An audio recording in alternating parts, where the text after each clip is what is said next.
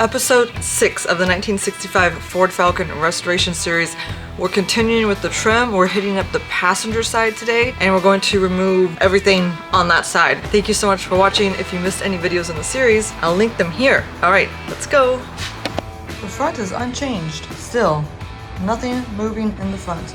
A lot to do, but nothing's been done. The driver's side, also, I removed all the trim. I removed the drip rails, some weather stripping. The back, this is where I did most of the work last week. Uncovered a lot of rust under here, took off the bumper, took off that trim piece, and took out the rear tail lights. Passenger side, this is where we're gonna do the brunt of the work today.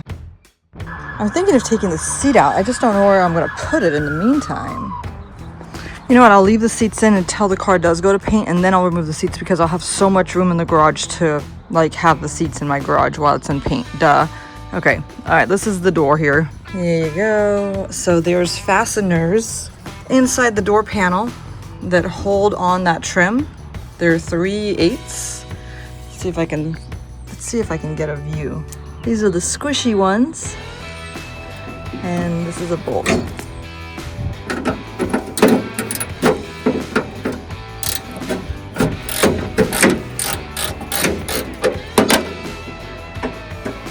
These guys are really easy to get to, actually. The door trim was probably the easiest trim to remove out of all the car. It's just a couple bolts and those squeezy fasteners. See? Can you see it? That's the bolt. There's 2 more in there. When I pulled off the trim on my Camaro, I was shocked, horrified, mystified to find that it was all stuck with double stick tape. I think that's it. Alright, actually, there's these too.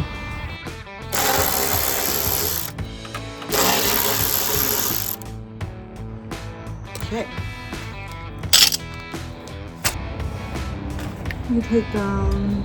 After removing the nuts that are on the back side, the animal in me so wanted to just pry this trim off. But it actually would be better, since I have access to those little squeezy tabs, to go in from the inside properly with some needle nose pliers, squeeze those little squeezy things, and voila. The trim comes off with great ease, and I didn't bend anything or break anything. You know, cause myself more stress than I need to over this car. With both of them removed, I'm going to label which one was the top and which one was the bottom. I didn't do that on the other side, but I figured if one side's labeled, it's just a process of elimination. We got these little clips too that we want to remove. Even though these little squishy clips are definitely not reusable, I am saving every single one of them so I can just remember what I need to replace. With the top and the bottom trim removed, I can remove this middle trim. Ah! Lovely. The door handle just has like a couple screws in there. There's a little hooky thing that hooks in that you gotta get. I wish I could show you what it is. It's not that interesting. It's deep inside there. There's a clip. It's like there's a clip that's super strong stuck onto a rod, and the clip has to come out. Now that the invisible clip is gone, I can undo the bolt.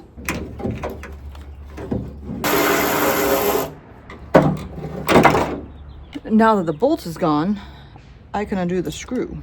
When I go to replace these door handles, I think I'm going to do black. They actually make black ones instead of these chrome, and I think that they'll look sick. I don't even think I'm going to give my sister a choice. I think I'm just going to do it. It's almost going to have like a door handleless look, you know what I mean? Like incognito. And this is that little clip that I'm telling you about. Clips onto that rod.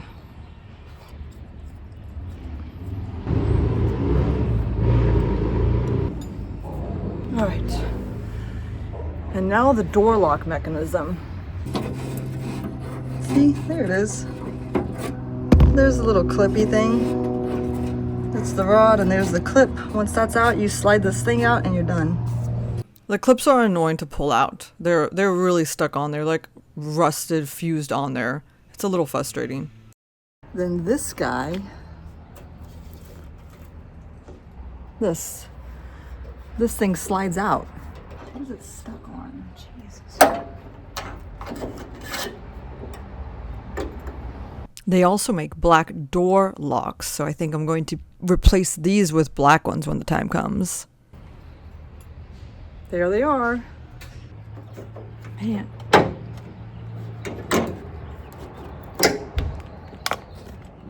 So much dirt, so much stuff. Let's get the trim above me removed and the drip rails. Of course, I lost the tool that I've been using for my drip rail. How? I find it so exciting to find all of these fasteners and screws and all these little parts that I'm going to need. So there's a site called oerparts.com, and this place has like those little wire tail molding clips that I'm going to need. It has those little soft clips. It has like every freaking fastener that dreams are made of. If you guys want to know what excites me, it's finding the fasteners that I need for the car that I'm restoring. That does it. Okay. There's these flat screws along the top of this here.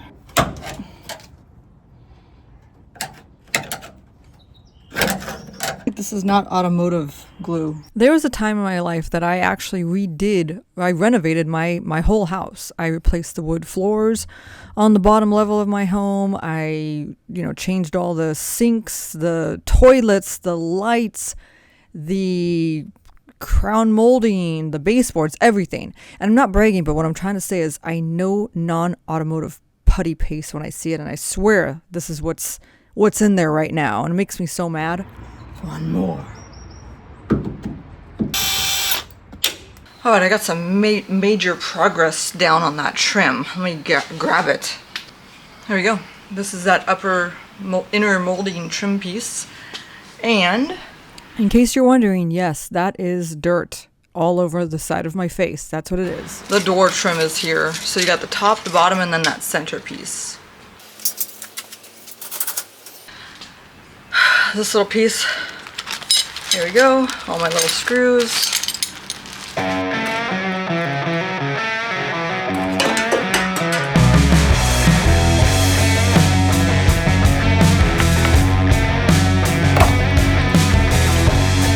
It's the most dirt I've ever seen in any crevice of a car in my life.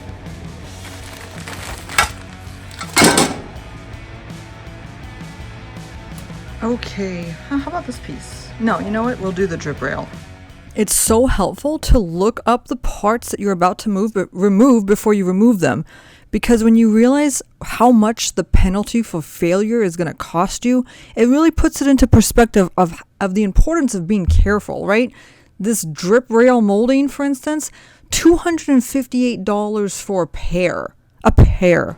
Look at this, you guys. Can you see it? Probably not because of the sun, but there's not a speck of bend. This one came off like butter. I'm so pleased. It's a good thing I'm saving everything because there's so many pieces to this. I'll never remember where everything goes. Let's get this guy off. In case you're wondering how I got that drip rail off and you've been living under a rock for the last 100 years, I'll tell you, I found this dude on YouTube. He was like super old school, hot roddy guy. His channel was not the best quality. Not that mine is, Steven Spielberg-esque, obviously. But he used a bottle cap opener and a piece of cardboard, and it worked like magic. I've never successfully extracted a screw in my life. I often think, I don't even know if I even know how to do it right. I don't even know what I'm doing. I don't know the difference between this and this. I don't know the difference between this bit and this bit when it comes to extracting. I know that they're both reversed. This is like a reverse drill bit, but nothing's happening to the bolt screw. I'm just kidding. I do know how to use it before you start commenting all kinds of crazy things. You drill into it with a regular drill bit and then you use the extractor and drill it out. I do know this, but still I'm unsuccessful. I think I go into it thinking I'm going to fail. That's it. It's a mindset. At least with this trim removed, I can probably get a pair of vice grips on that. I saved the easy one for last.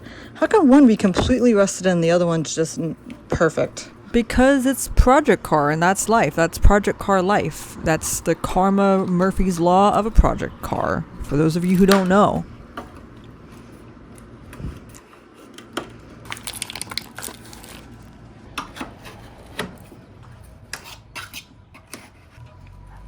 I'm aware that this is not the proper way to use this tool. I'm just using it as a wedge. Oh, this piece is gonna be easy. What in the hell is still holding this thing on? Jeez. Oh, I don't even care if you break. F you. God.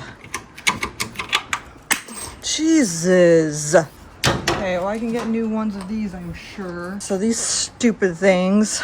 All right. Okay, these things. All right, they go on like this. Fine, no problem. I can buy new ones. My lord.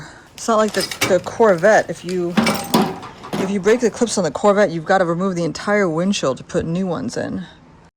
So I did actually look for some replacement clips, and I have not been able to find these exact ones. I mean, I only spent like 5 minutes looking, but yeah, kind of, I mean, I found some, but they didn't look the same. Yikes. I think I'll remember that this is the roof. How about the headliner, huh? How about we do the headliner?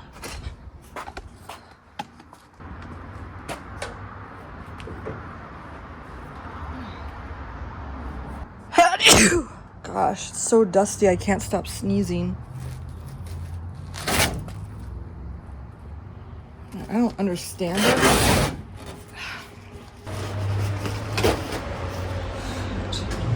My gosh. Alright, it's held on.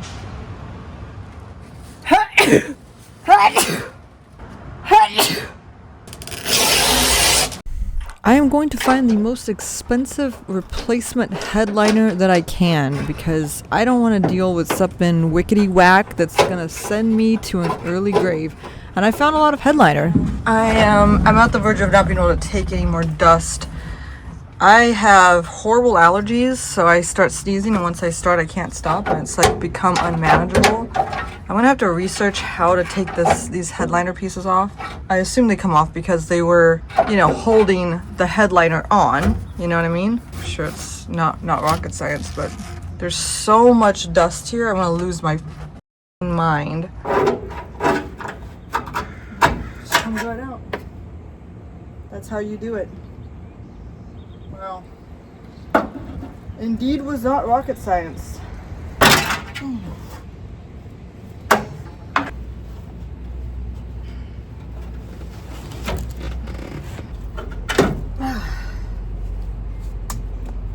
Working on cars older than 2003 is a dirty job.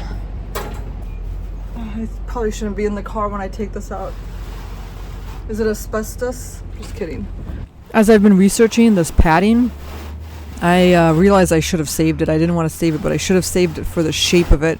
I did find one seller on eBay that has it already cut to shape, so maybe I'll go that route. Who knew? The one thing I didn't save, literally the one thing I didn't save, is that padding. You know, I figured it was just like full of bad things. I didn't want it in my garage. It stunk.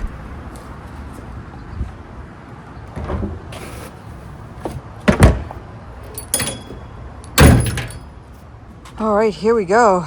Here it is. Man, oh man, look at all that progress. Look at all those things gone. The most annoying part of the job today was removing that top trim piece on the windshield right there. This piece came off with ease, this drip rail. The utmost annoying time was the headliner because there was just so much dust. There it is. So the headliner is removed, the rods are removed. I have a feeling it's going to be very interesting putting a new one on, but we'll figure that out when we get there.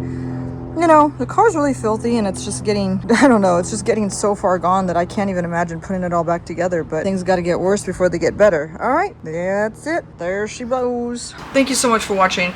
Great progress on old Tin Man here, and I'll see you all next week. Have a good one. Bye.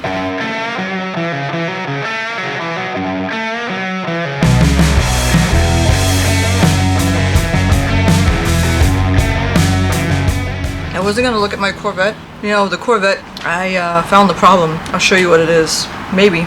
It all started with, I blew the throttle body. I can't even explain it. I knew how to explain it before and I can't now. But the fuel pump primed and I let it just sit there for a little bit while I dicked around on my phone. And when I went to actually start it, I heard a big backfire. And I knew immediately what happened. I blew my throttle body, so it's like stuck in an open position. The second time I done it, I really wasn't upset about it. I got a new throttle body. I fixed it. During that time, I guess that week of not running, because I needed to wait for that new throttle body from Fitech. I'm starting to wonder about you, Fitech. But anyways, I installed it, I went to start it up, and my battery was dead. Okay, understandably so. So I removed the battery, pulled it into my garage, charged it for about a week. Following week, I put the battery back in my car, battery's fine, and I'm not hearing my fuel pump run at all. And I just, I check all the fuses, all the relays, which you saw me do a couple weeks ago. Couldn't figure it out. It's been weighing on me. It's like one of the stresses. Like I can't stand when all my cars are not in tip-top running condition. So then all of a sudden, like my Mustang battery died. I gotta buy new coilovers for that so I can drive it on a daily basis. Then all of a sudden my Suburban battery died. My Corvette needs a new fuel sending unit, which I keep ordering, but then by the time I go to pick it up at Craig, it's gone. Anyways, long story short, I finally decided to look into where it is. And I lifted up the container, I pulled out the rubber boot, and all the wires are intact. There's nothing fishy going on down there. So I follow the wires, and again, like I've already checked the fuses, wires are all, but I'm feeling like I lost ground. Ground's gone. I don't know. But anyways, I found the culprit. You're looking at her. It's this idiot here. So when I removed my battery, and I knew it was gonna be something simple like this, I didn't realize that the fuel pump ground was attached to this negative right here. So this is it. I hope. I'm gonna put this back on and try to start the car. I know my battery's gonna be dead, and then round and round we'll go.